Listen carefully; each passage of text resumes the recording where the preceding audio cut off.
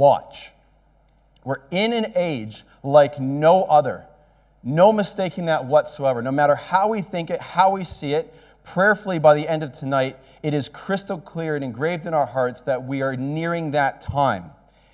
And for those that are listening in online in the future, whatever it is, there might be this thought that, well, this is a doomsday thing. It's not. It's exactly what Brother Jamie said in his prayer, and I reiterate it, that there's nothing in the signs of the times that we glorify in human suffering whatsoever.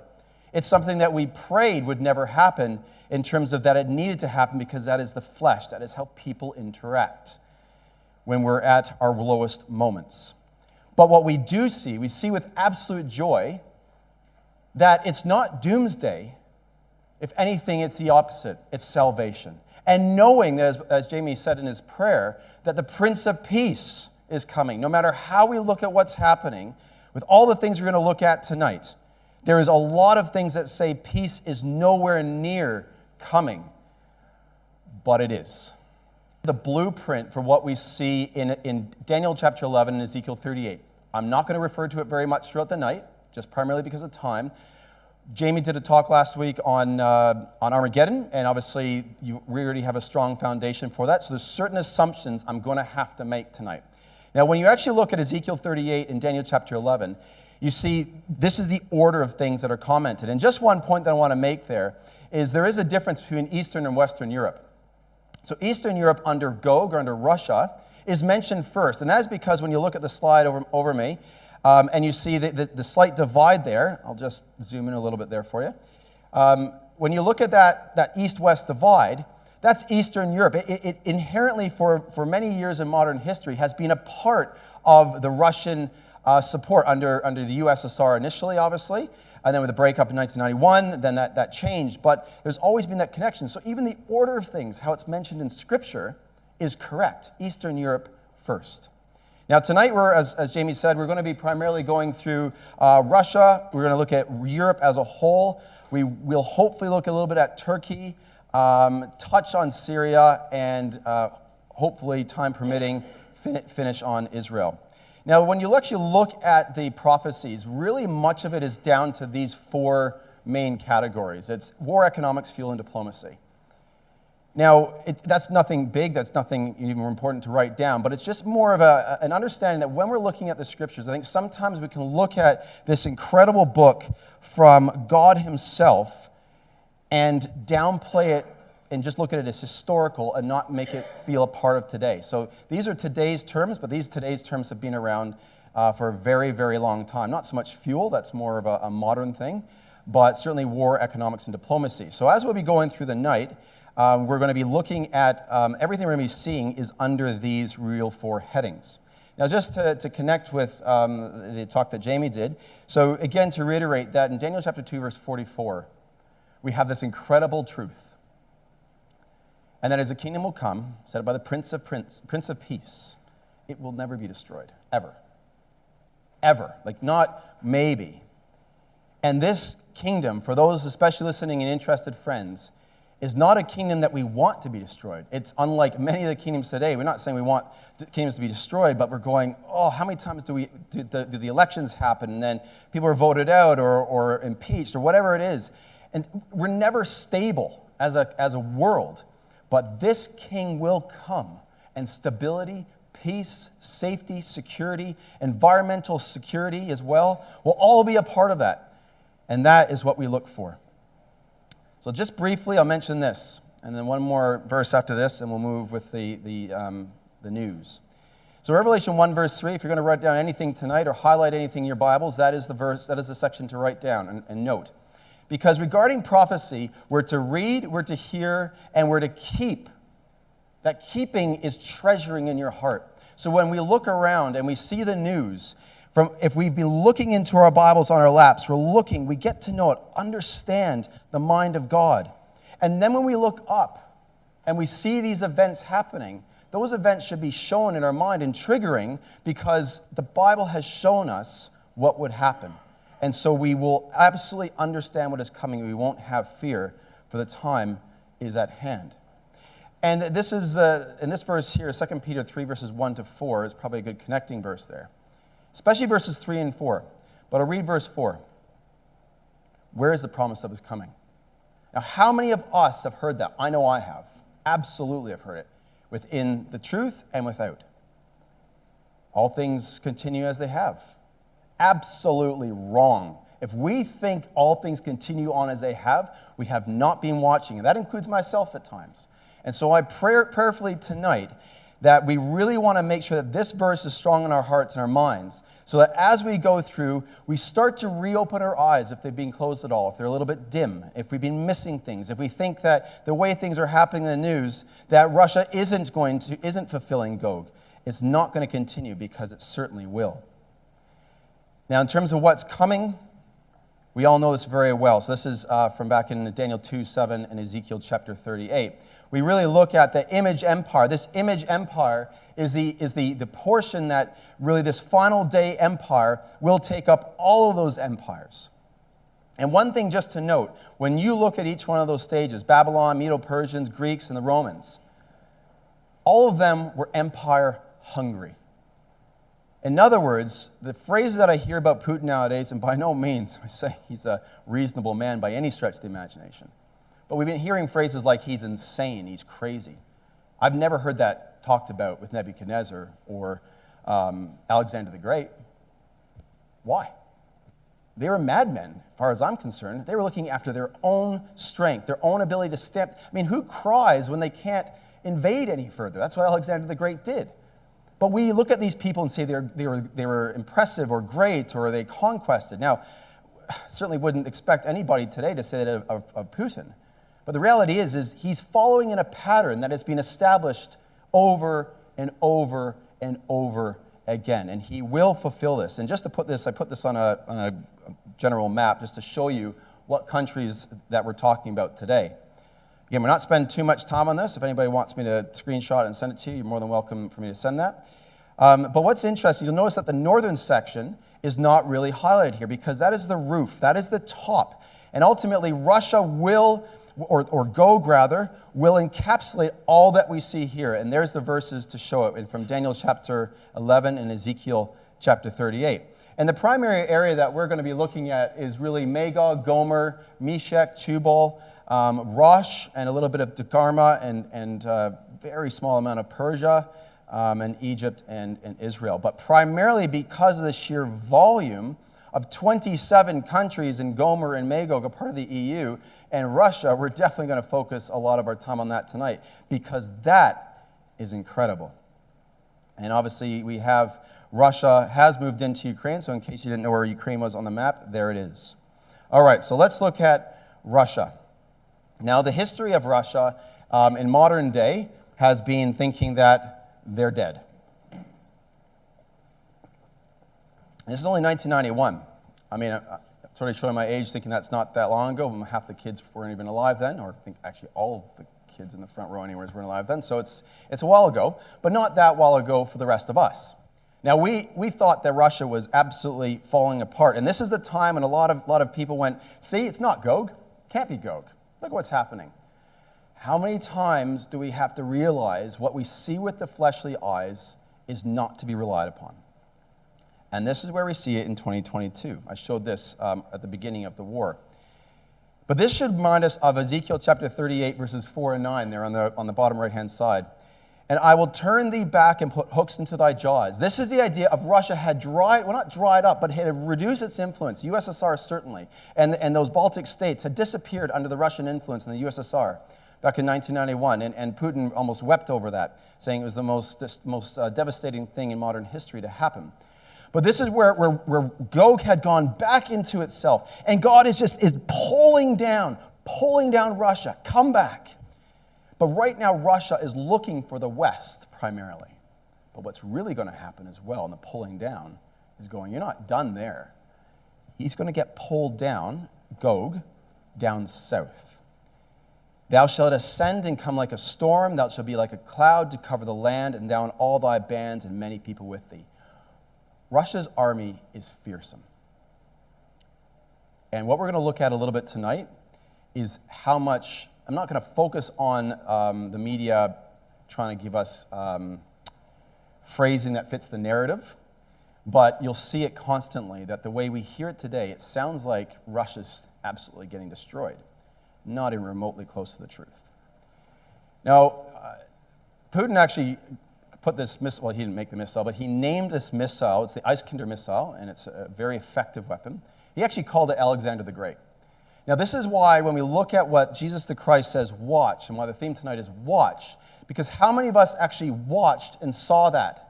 When we see that a missile is named Alexander the Great, he could have called it Genghis Khan, Napoleon. He could have called it, well, he's called a few Satan, literally Satan 1 and Satan 2, but to call it a part of the image empire, which is just before the split, going into the legs of Rome, that's not something to miss. Are we watching the signs of the times? Now, if we think that Putin, or that Russia is falling apart at the seams, this is NATO Chief Stoltenberg, this was just an article from November 15th. So most of my articles, I tried to have them within the last 3 or 4 days, which was a very stressful thing because every moment I looked, there was a new thing happening, which is a great problem to have, but I really wanted to be as current as possible. This is one of the older ones. I have one more that's spec from 2016. But so November 15th, so this general, he sees all the paperwork that comes across the desk. He sees what's happening in Russia. He sees the war that's happening in Ukraine. And he says this. NATO Chief Jens Stoltenberg refuted media reports that question Russia's ability to fight in a bigger and longer conflict. So the thought that this could last for years is foreign, especially to probably my generation. The idea of that, especially when everything's fast, your phone takes more than 3 seconds to do something, you go, what a horrible phone. We're so impatient now. Now, a war between when Sweden attacked Russia way back, 20 years that took, right? We don't know how long this is going to take. But what Stoltenberg is pointing out is we should not make the mistake of underestimating Russia. The Russian armed forces retain significant capabilities as well as large number of troops. That's now. We know how much the world has been trying to say that Putin's forces are falling apart, but ask the NATO general who knows everything about it, and he says otherwise. Because Russia is actually recouping its military jets as well, and even this one that they're getting, there's 2 types of jets. One of them is for trainers, so they continue to train their fighter pilots. Why would you bother training them if you're panicking? That's planning. This isn't panicking. Panicking is just chuck everything out there. There's a strong level of planning. And of course, they've had huge devastation on Russia's side, which of course, it's always horrible to see any devastation where human life is lost, whether they're conscripted or not, on both sides of the war. But it is happening. It is a part of the war. And then you look at this. We can't miss General Armageddon. I mean, again, are we watching? This man, I'm not sure who nicknamed him your General Armageddon. It's not exactly, hey, General Armageddon. It's a pretty aggressive phrase, but that's because this guy's ruthless. He's not the sort of person you want to cross. Now, one of the first things he did was actually pull out the troops from Kherson only a short while ago. This is November 21st. Now, what's really not reported a lot in the news is Kherson, with a lot of the bombings and attacks you've been hearing about, a lot of that has been, he went to the east side of the Dnieper River and absolutely has been hammering Kherson. He pulled out his troops so he could obliterate it. Armageddon is correct. He's trying to break the will. He's trying to cause the Ukrainians to change their direction. He's trying to bring in the weapons from the West and destroy them as much and as effectively as possible, no matter who he crosses, and harms, which is very sad. But this reminds us of Revelation 16, verse 16. And he gathered them together into a place called in the Hebrew tongue Armageddon. Wouldn't it be interesting if this general was there?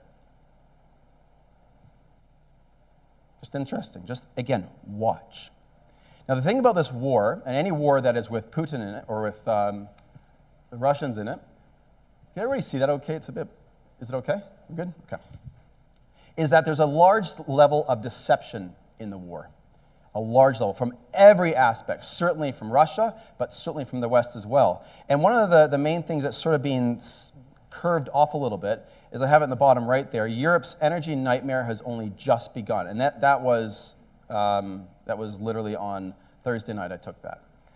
So it is very, very current what is going on, but there's so much that isn't actually coming through if we're just casually breezing through the articles. The reality is this isn't even close to over.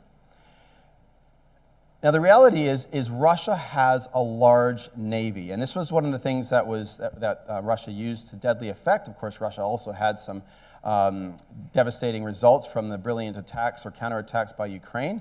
But the point is a lot of the Ukrainian navy is gone, but a lot of the Russian navy is still going. And this should remind us of Daniel 11, verse 40, talking about with many ships.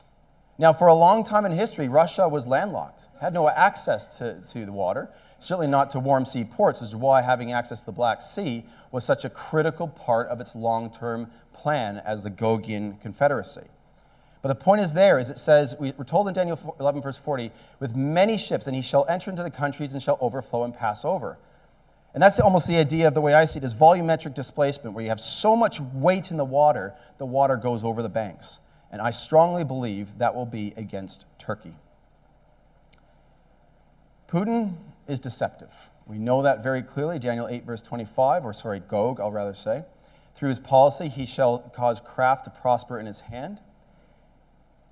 And the reality is, this isn't some Hollywood movie. This isn't something that sounds incredulous. It's real, and it's happened, and it's happening. Russian sleeper agents have infiltrated UK, warns ex-MI6 operative.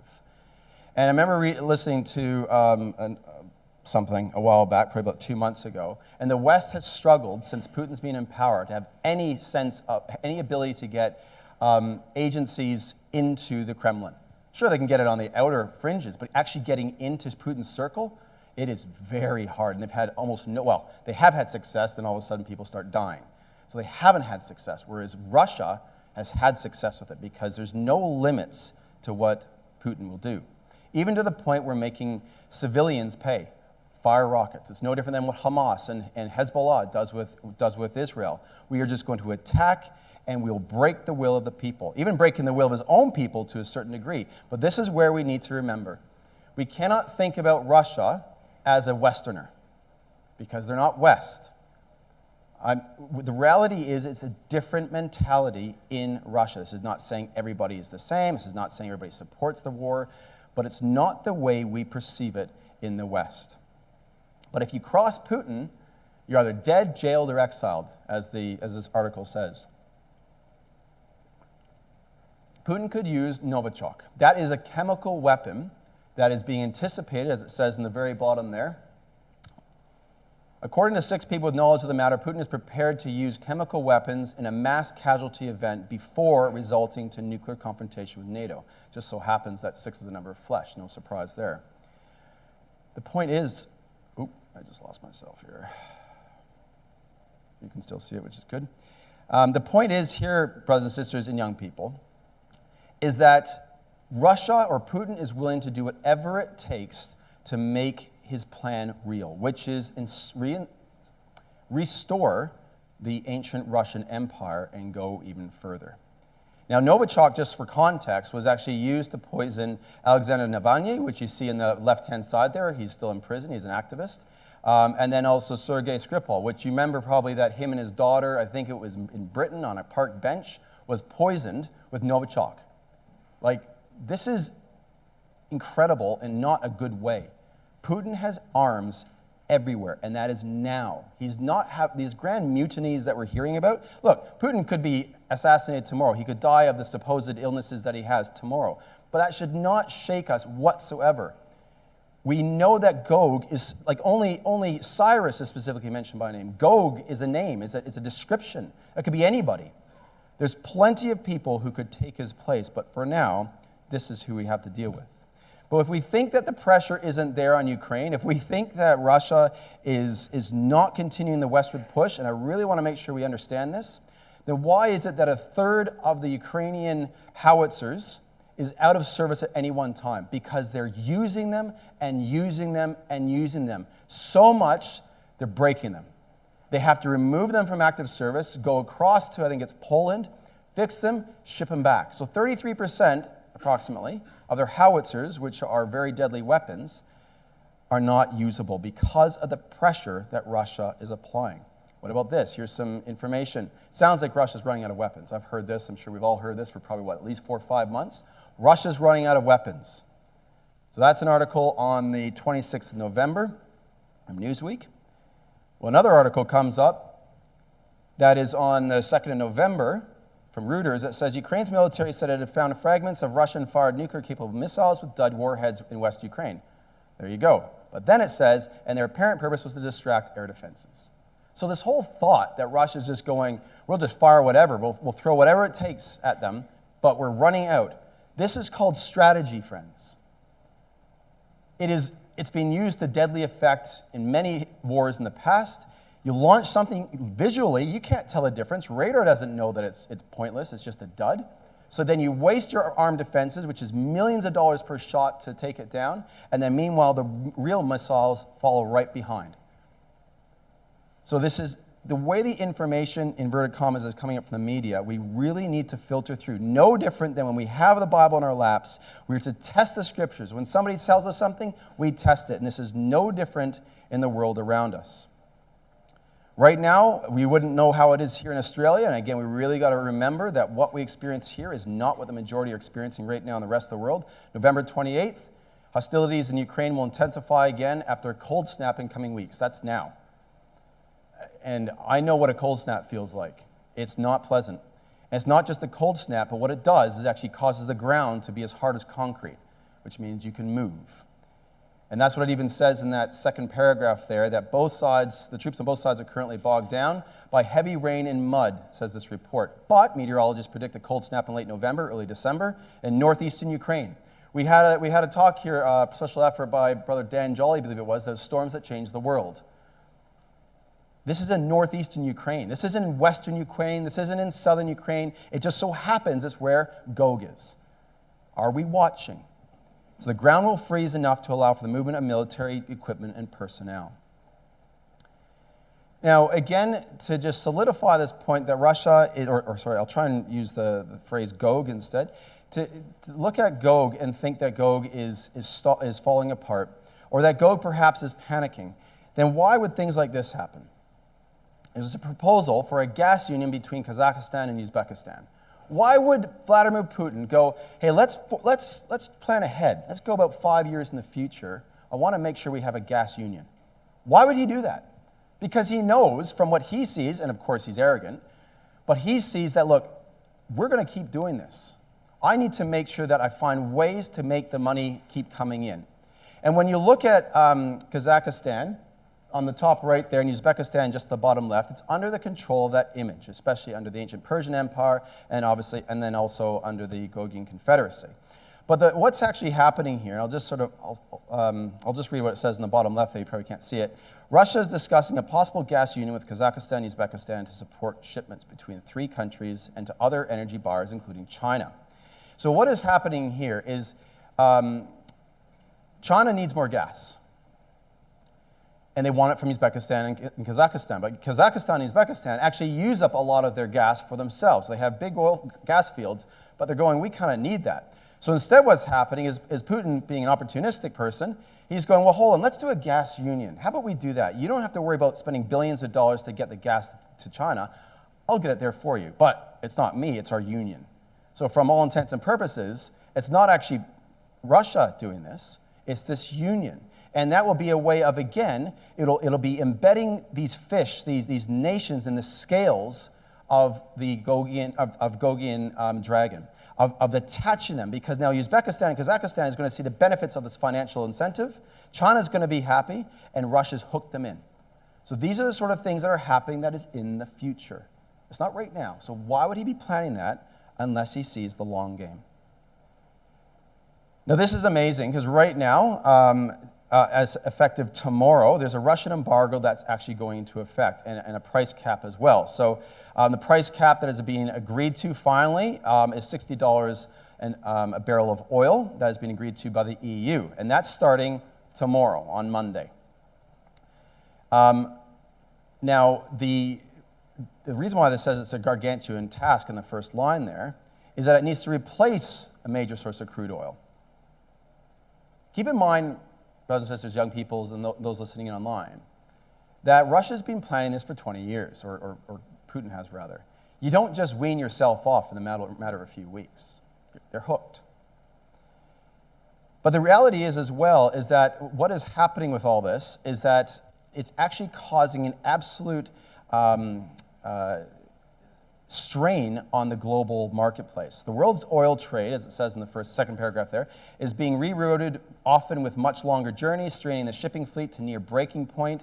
And look at this. And while it's widely assumed that President Putin will allow operations to continue as usual while the embargo and the price cap kick in, have they not met this man? He's going to just go, that's fine, I'll let it all continue as it has been. Anyways, so it continues on. Some analysts actually do worry that he might actually use it as a weapon. Yes, absolutely he will. I mean, I could be wrong, but I'd be absolutely surprised because he's done it with everything else, so why would he stop there? And all the while this is happening, so while the West is saying, while EU is saying, if you try and trade with us anything more than $60 a barrel, then we're not going to allow you to ship that oil. We're not going to allow for insurance to be on EU ships, and we're not going to let it come in. So that's the embargo, and that's the price cap. Now, Russia's response to that, well, actually, the OPEC Plus's response to that is today, Sunday. They're all meeting together, OPEC Plus, to come together and say, what are we going to do about our production levels? It just so happens to be the day before this embargo goes into place. Be interesting. Really watch that spot. How does Saudi Arabia and Russia and the West respond? Imagine if all of a sudden they drop production levels and drive the price up. Russia cancels any shipments of oil, and Europe is really up the creek. Imagine driving down the street and you see that on the top right-hand side. This is what Ukrainians are going through. It is absolutely devastating. But it's not stopping. That is the point that we're making here today. And now Russia is plotting an imminent massive strike on Ukraine, military analysts say. Another Russian bombardment is imminent, military analysts have warned, after satellite pictures showed bombers preparing at an airbase in southwestern Russia.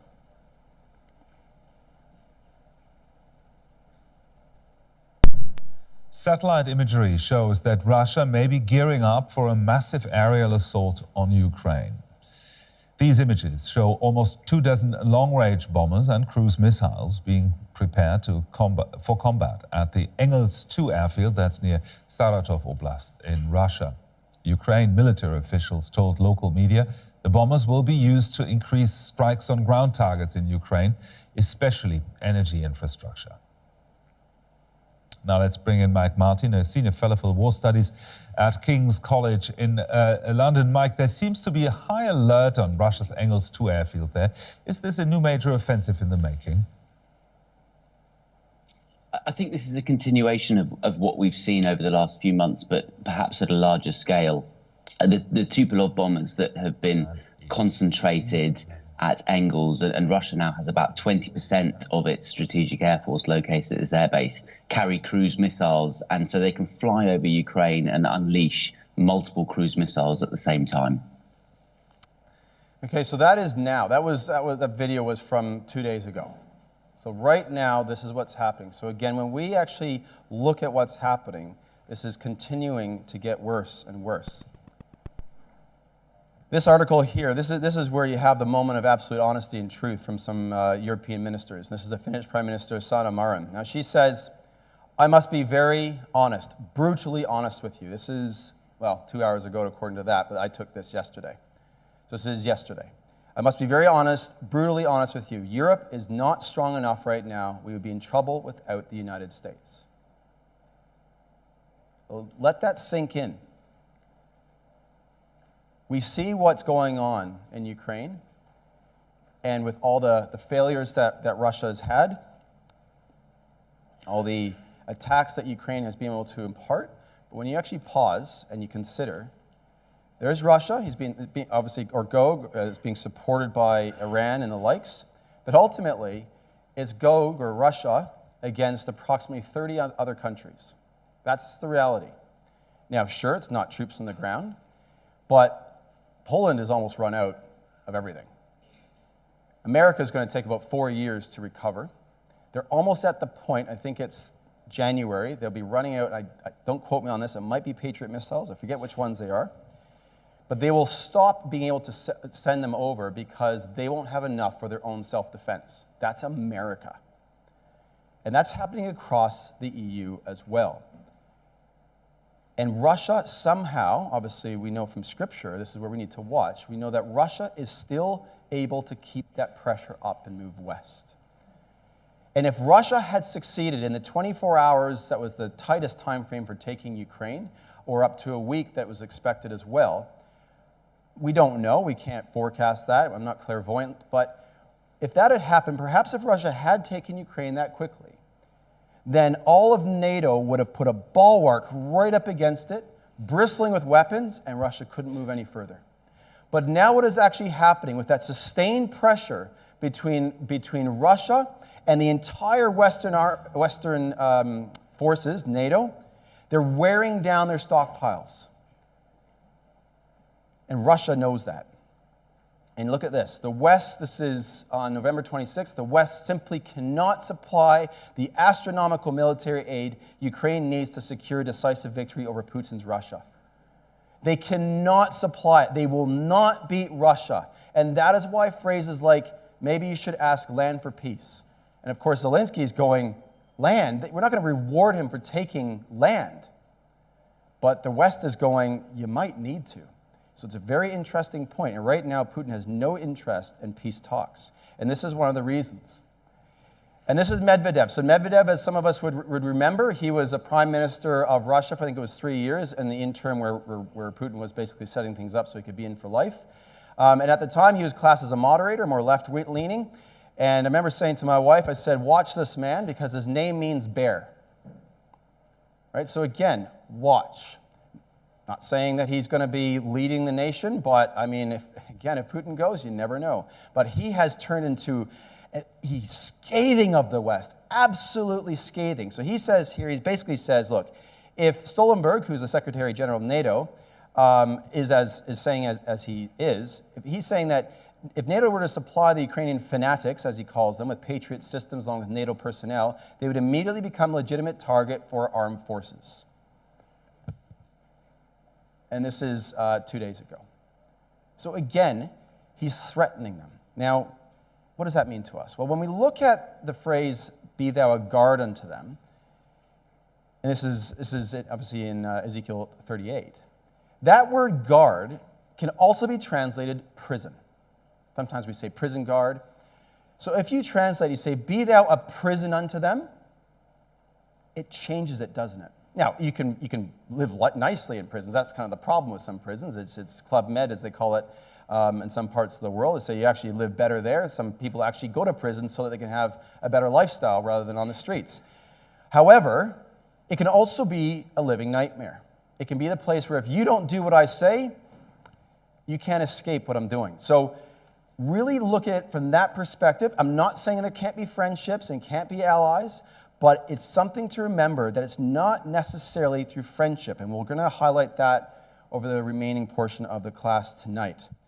Because when you look at Belarus, who is an ally, and all of a sudden this foreign minister he was a foreign minister for, I believe it was 10 years, he was 60 years old, great bill of health, he all of a sudden dies after he criticizes Putin.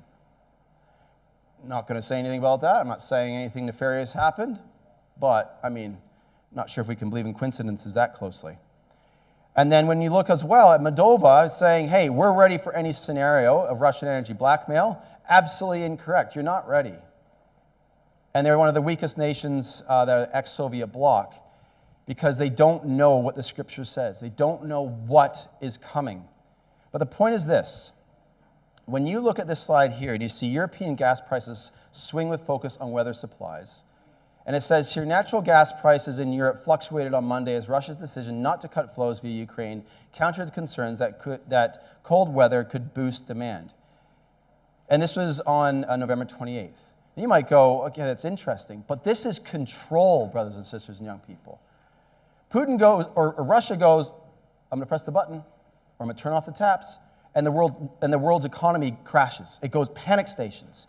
And so then when they say, okay, we're going to take our hand off the button, oh, it's all okay now. That is power.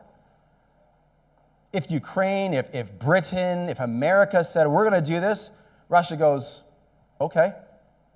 That's not power. The power is the fact that Russia controls, or Putin or Gog controls so much, even to the point of in Britain saying, turn off everything. Turn off radiators in empty rooms. Don't leave devices on standby. Insulate your loft. Why? It's to save you money. They're trying to make it sound like it's to save you a bit of money, which is true, absolutely, as prices are going through the roof, and I'll show a slide on that in a minute. But the point is here, is that this is only sustainable for so long. And when you see this next one, where Germany, they're about the fourth line down on the left-hand side, they're saying that inside temperatures in like banks and everything else, they're saying, well, we'll keep the temperature about 19 degrees. We say that's kind of nice, especially in here, where we think 19 would be lovely in the middle of summer. In winter, that is not lovely. You won't die from it.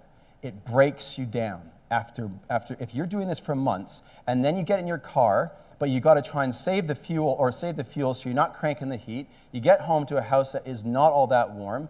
You don't have a ton of food in the fridge because everything's gone through the roof. The list goes on. It's not sustainable. That's the point. And Russia is controlling this.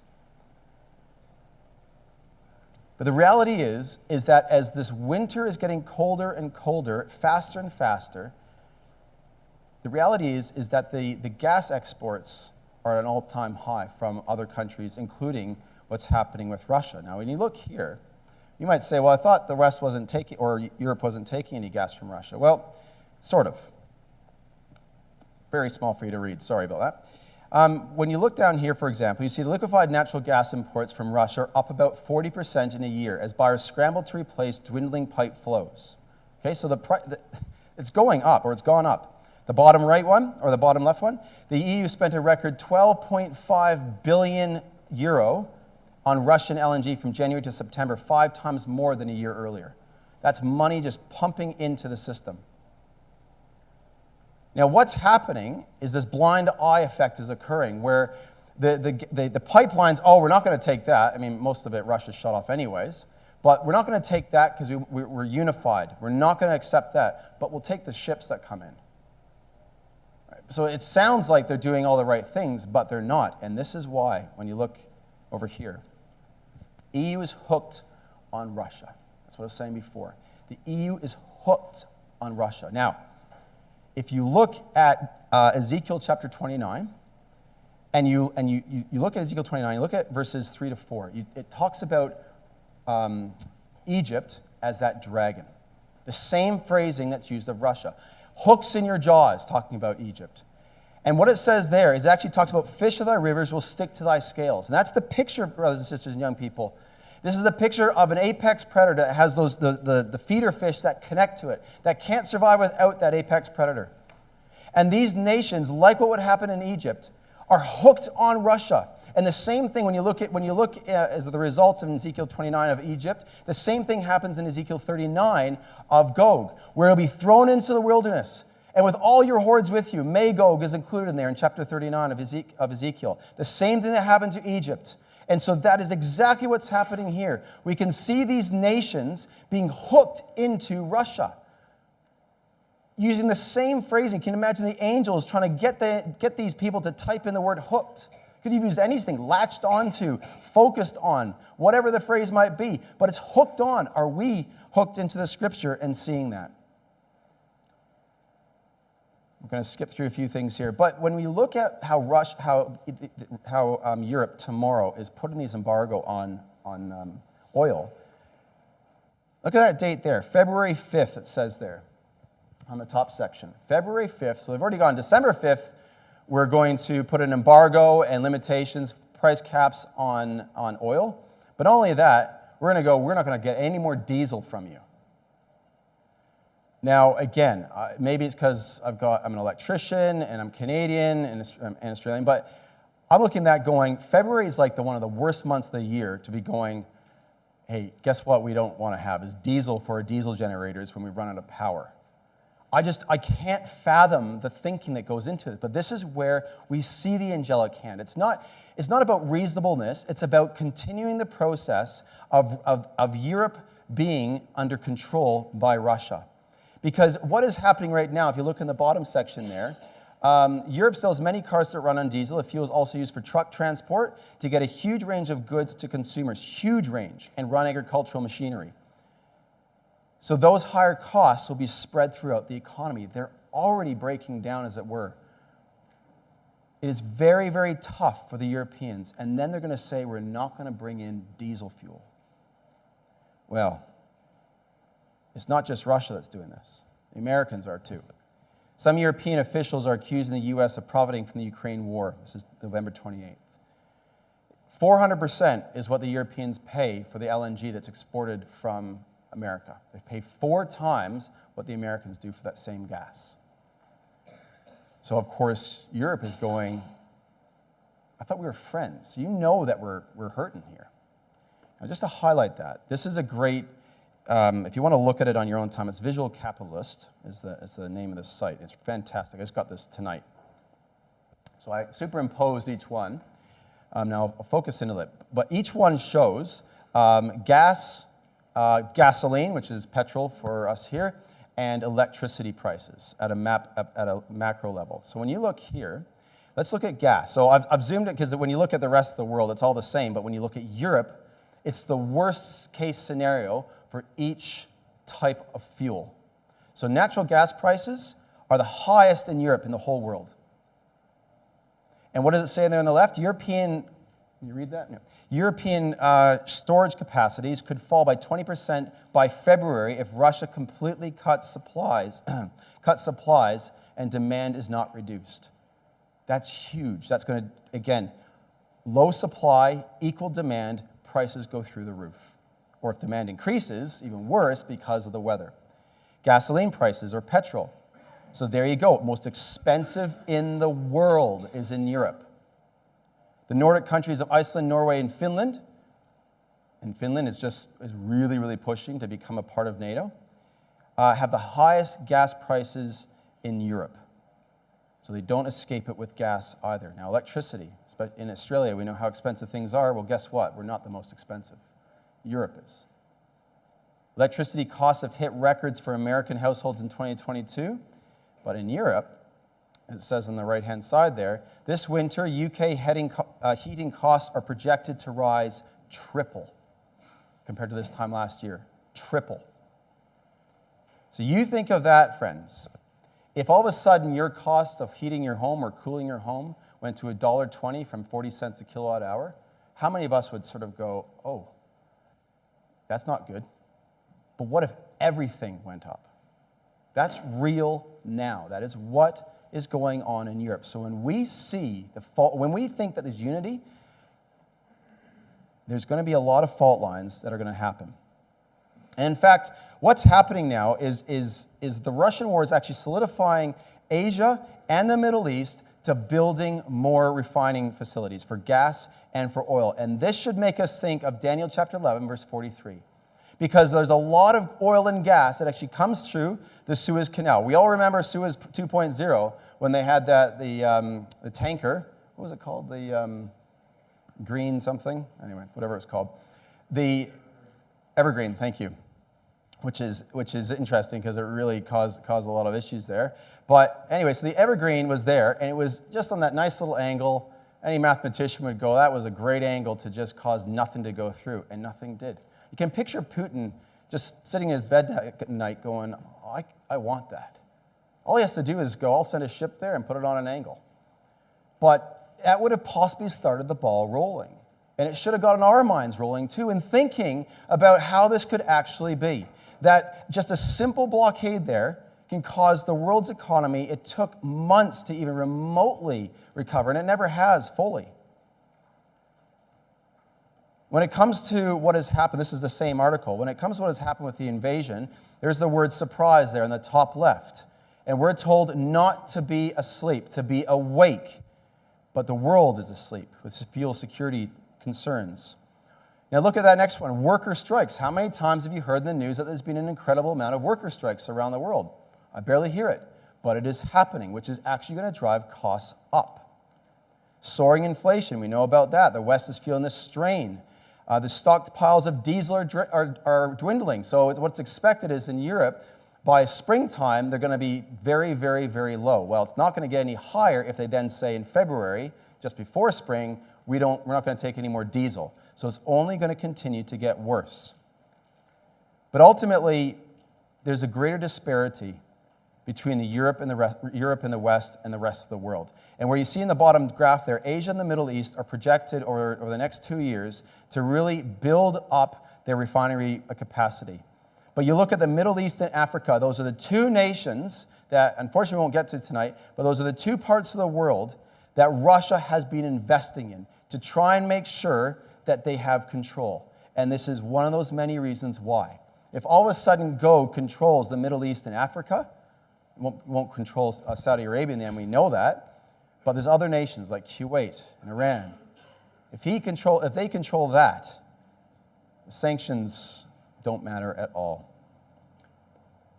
And I'll finish shortly, but this is again another indication of where we're going. This is where when you look in Ezekiel 38 and you see, have you come to take a spoil? There's no mentioning of the West interceding in the earlier verses, is there? It's just there, and that's not even interceding. It's just going, what are you doing?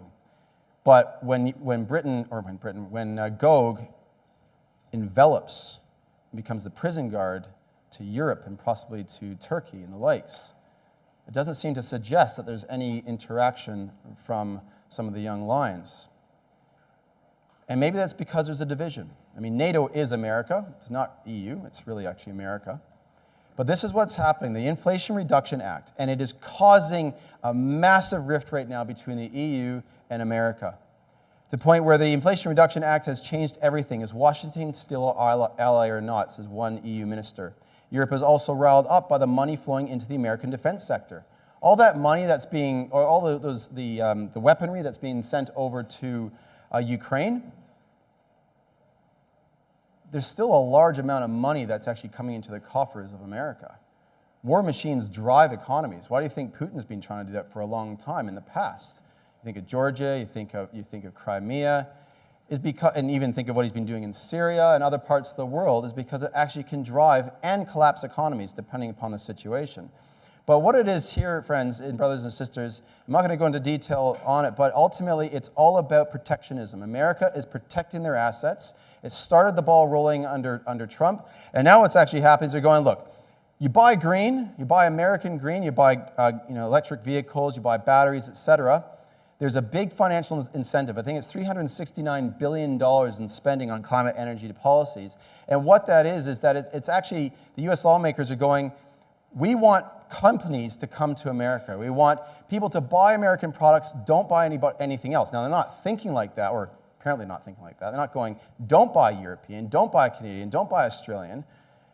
But they're going, we need to build up our economies. This is what's been happening for a long time. And so what is actually happening, though, the European nations are going, as it says, they're highlighted in blue, there's serious concerns going, wait a minute, our economy's tanking. And now you're going to take that industry from us as well? So Macron, who actually headed over 2 days ago and had a chat with Biden, he was furious happening. And now Biden's turned around and said, well, maybe we can do something here. Maybe we can massage it. Wrong. Too late. Remember, the Republicans won the majority in the Senate, so they will be in power, or they will have the majority in January. And even in the Democratic Party itself, they're going, you're not changing this. We worked hard for this. And the Republicans are infamous for America first. So whether the EU wants them to change it or not, and if it happens, what concessions will Biden have to make internally? So he has to sacrifice so many things. But the point is here is that schism is beginning to develop. And Vladimir Putin, Gog, is loving it. He's finding his second wind as cracks start to emerge in the West's commitment to Ukraine. And that is what is happening, even at the Democratic level, saying in the bottom right article, I think people are going to be sitting in a recession and they're not going to write a blank check to Ukraine. There's corruption in Ukraine. It's always known that Ukraine was quite corrupt before the war even happened. That's sort of being put to the side because now it's classed as good versus evil. But ultimately, friends, brothers and sisters, and young people, people are getting tired. And it's probably not going to continue very much longer. I'll just do this one and one more slide. This is the article from Al Jazeera. How can governments respond to an increasing number of strikes? I'll read it. Industrial unrest is spreading across large areas of the world. From truck drivers in Chile and South Korea to rail workers and nurses in the United Kingdom, a global cost of living crisis is pushing workers to go on strike. Economies barely recovering from the coronavirus pandemic are now facing more hardship. The war in Ukraine, the climate crisis, and the price of food and fuel have pushed several countries beyond their ability to cope. Is this challenge too big for many governments? Perhaps that's one of the reasons why China is stockpiling gold. Get rid of the American dollar. They see what's coming. It's also what Russia did before the invasion, so who knows what's going to happen with China and Taiwan. But the point is the world is fulfilling Luke 21. Well, it's fulfilled, really, in my opinion. The sea and the waves roaring. That's the loud echo, is that word roaring. It's huge. It's around the world. It echoes everywhere. Everybody's hearing it. Not any country has been spared what we're going through today. Even in Australia, we're feeling it here. Men's hearts fail them for fear. That word is terror. But what does it say next? For looking after those things which are coming on the earth. It's all about a futures trading environment. We're looking to the future and going, the world's panicking. What's going to happen next? But prayerfully, brothers and sisters, we don't panic. And I'll leave you with this cliffhanger here. I'm not sure how many of you know this. There's a possible war that's going to happen between Greece and Turkey. Now, this was November 26th. Now, Turkey and Greece have had a lot of fights in the past. The most recent one that was really close to a war was 1990 over a pair of uninhabited inlets. But the point is this, is that there's a strong connection between Greece and Russia. Greece, or the Russians actually came from the Greeks. They moved up to Byzantine, established it there, and then turned into Constantine took it over later on, became Roman, etc. And then the inhabitants there in 1453, when the Ottoman Empire took over, moved up to Moscow for the Third Rome. So when you actually look at what's happening, I can't help it, I got to put this one in. When you look at what's happening with Greece and Turkey, this sort of thing should remind us of what is potential to happen.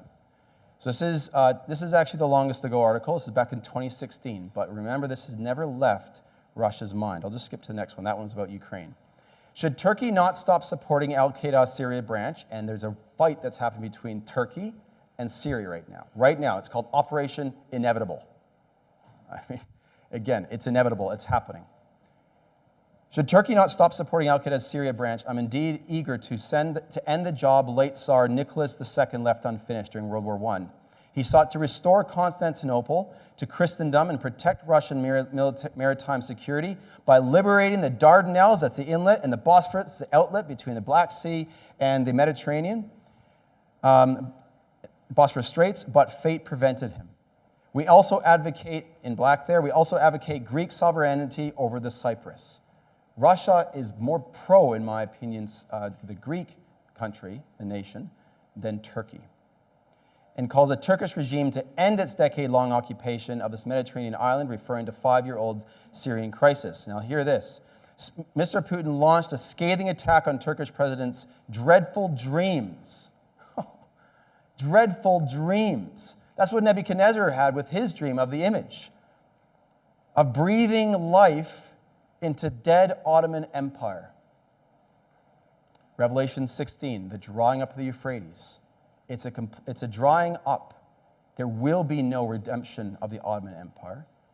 And it's strongly suggested, brothers and sisters, that Vladimir Putin, or that Gog, will descend upon Turkey and take back Constantinople, because that is the eastern leg of the Roman Empire. We'll finish with some writings that we know well. John Thomas tells us that when Russia makes its grand move for the building up of its image empire, let the reader know that the end of all things at present constituted is at hand, and salvation will be to those who not only look for it, but have trimmed their lamps. And this is from the most recent Bible magazine, which I suggest you read it. It's very, very good. Volume 35, page 14. It says, "We shall be called to judgment sometime before the gathering of Gog's armies against Israel. so that we do not have to wait that event for Christ to come. Think of where we are now. The resurrection, the judgment, and some instruction of Israel is to happen first. Today, we should be ready and prepared for that call to come to the household. We have every reason to expect it, so let us cast aside every weight, every hindrance, that we may receive the news of his coming with peace and joy in our hearts, and not the fear that comes from shame. And our Lord Jesus the Christ said in his closing words, "And behold, I come quickly, and my reward is with me to give every man according to his work. Surely I am coming quickly. Watch."